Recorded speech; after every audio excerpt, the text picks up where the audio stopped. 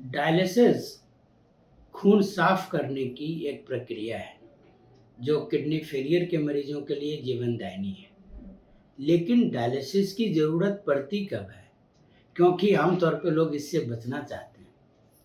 अगर किडनी में किसी बीमारी की शुरुआत हुई और उसका समय रहते इलाज हो गया तो किडनी फेल होने से बच जाएगा और आप डायलिसिस को जीवन भर के लिए टाल सकते हैं। लेकिन कभी-कभी क्या होता है कि किडनी फेलियर बढ़ जाता है। तो सामान्य तौर पे अगर किडनी का फंक्शन 90% से ज़्यादा खराब हो जाए या दूसरे शब्दों में किडनी का फंक्शन 10% से भी कम हो जाए, क्या है इसका मायने? इसका मायने ये है कि इतने खराब किडनी में अगर हम फर्दर टालेंगे और बीमारी को टालेंगे तो ये टॉक्सिन जानलेवा हो सकते हैं।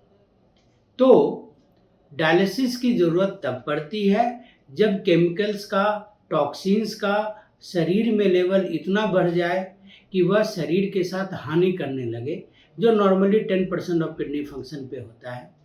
और लेवल कुछ भी रहे, बहुत बार लोग क्रिएटिनिन का अर्थ नहीं निकाल पाते।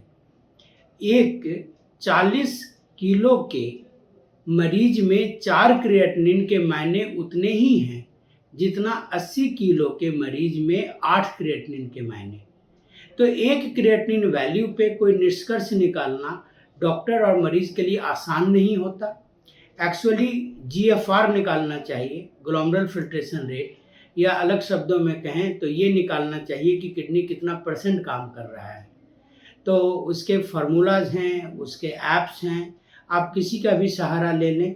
लेकिन सबसे ज़रूरी बात यह है कि अगर शरीर में जमा हुए टॉक्सिन्स बर्दाश्त नहीं हो रहे हों, अगर वो जहर टॉलरेट नहीं हो रहा हो, तो डायलिसिस ज़रूर करा लेना चाहिए। और क्या है वो लक्षण? खाना देखते ही उबकाई आना, उल्टियाँ होना, सांस का फूलना, मरीज के दिमाग पे यूरिया का असर होना, गफलत में जाना, बेहोशी की अवस्था आना, या सिरोसाइटिस बोलते हैं, फेफड़े में पानी आ जाना, या हार्ट के चारों तरफ पानी आ जाना, या पेट में एसाइटिस हो जाना। तो ये तमाम चीज़ें हैं जो अगर लक्षण आ रहे हैं तो क्रिएटिनिन रिलेटिवली कम भी हो तो डायलिसिस करा लेना चाहिए। तो डायलिसिस के लिए आप अपने नेफ्रोलॉजिस्ट से खुल के बात करें। हर इंडिविजुअल अलग होता है और हर इंडिविजुअल में अलग अलग रिपोर्ट पे अलग अलग कारणों से डायलिसिस की जाती है। उस डायलिसिस के मशीन के कुछ और उपयोग भी हैं। बहुत बार किडनी फेलियर के अलावा कुछ ज़रूरतें हैं जब डायलिसिस के मशीन का सहारा लेते हैं, जैसे कि शरीर से पोटासियम को धोना, शरीर से high calcium, high uric acid को धोना।